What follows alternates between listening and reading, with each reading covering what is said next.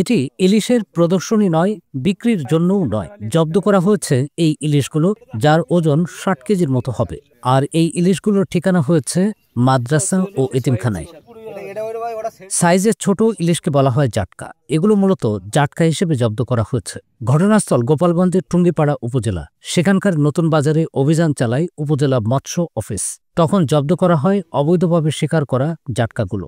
৪ গুণ শক্তিশালী এনজাইম ও অধিক ফেনা সমৃদ্ধ অরিক্স সিলভার ওয়াশ মাত্র ৭০ টাকায়। ২ ডিসেম্বর শনিবারের ঘটনা এটি। অবশ্য জাটকা বিক্রেতা অভিযানের খবর পেয়ে সরে পড়েন। জব্দ করা জাটকাগুলো টুঙ্গিপাড়ার ভারপ্রাপ্ত ইউনো আল আমিন হালদারের নির্দেশে ৪টি মাদ্রাসা ও এতিমখানার এতিম শিক্ষার্থীদের জন্য দিয়ে দেওয়া হয়।